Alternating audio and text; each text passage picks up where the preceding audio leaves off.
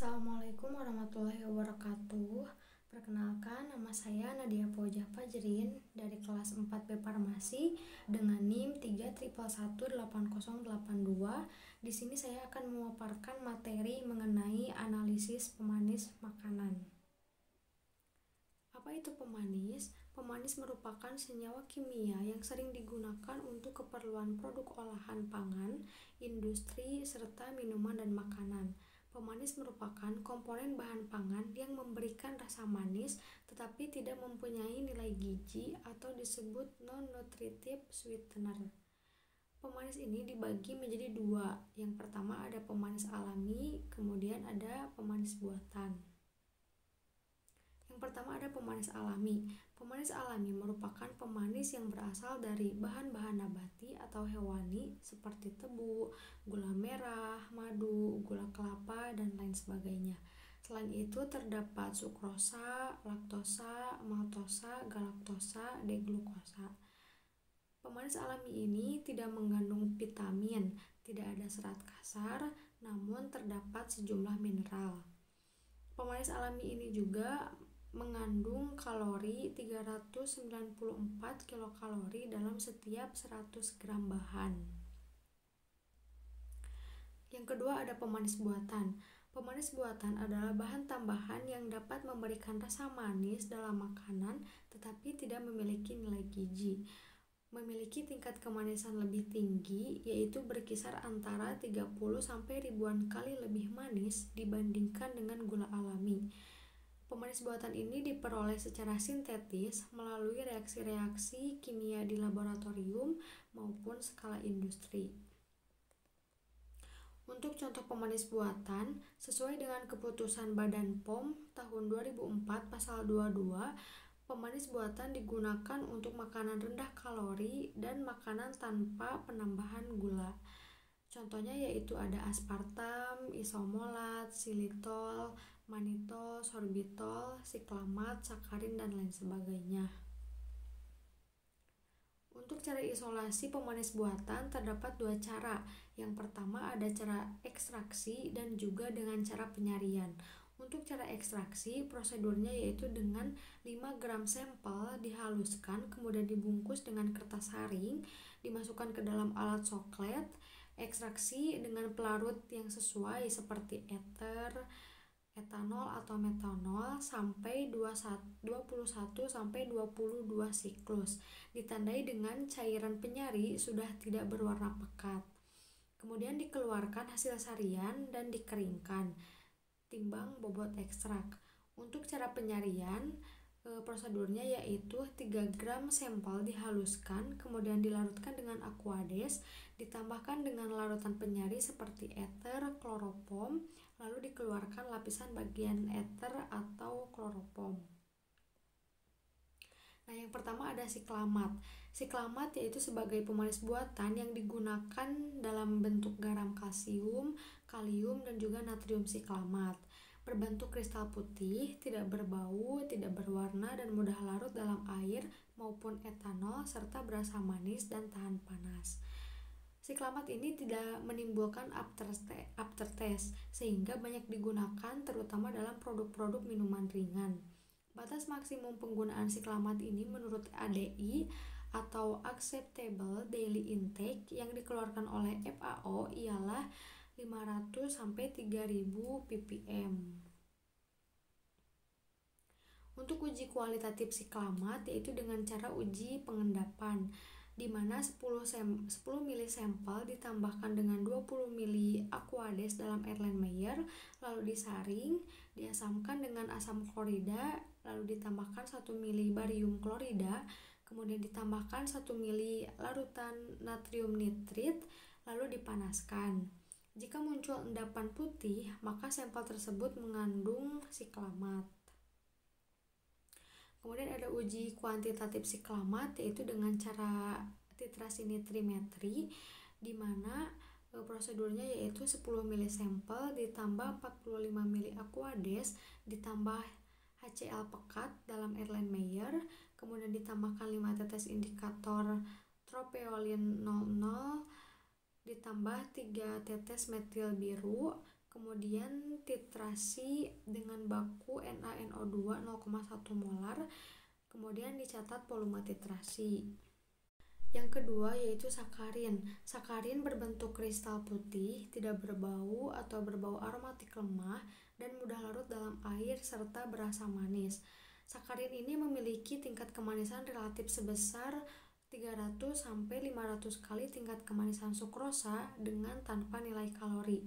Biasanya digunakan dalam produk makanan atau minuman seperti soft drink, permen, selai, dan lain-lain.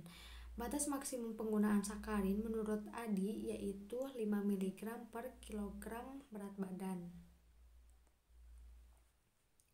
Uji kualitatif sakarin dilakukan dengan uji resorsinol, di mana 10 ml sampel ditambah 50 mg resorsinol ditambah asam sulfat pekat, kemudian dipanaskan lalu didinginkan. Lalu ditambahkan 10 ml air, ditambahkan NaOH berlebih. Hasil positifnya itu ditandai dengan terbentuknya warna hijau berfluoresensi.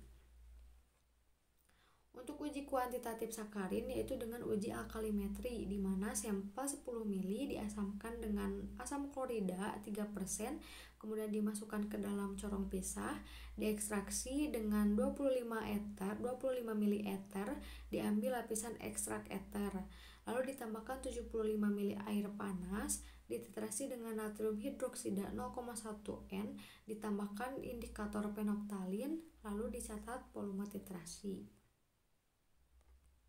Kemudian yang ketiga yaitu sorbitol. Sorbitol atau desorbitol atau deglukitol atau desorbit adalah monosakarida poliol.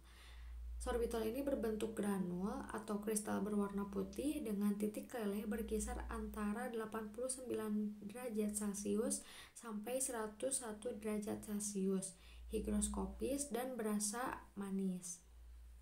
Sorbitol ini memiliki tingkat kemanisan relatif sama dengan 0,5 sampai 0,7 kali tingkat kemanisan sukrosa dengan nilai kalori sebesar 2,6 kilokalori per gram atau setara dengan 10,87 kilojoule per gram.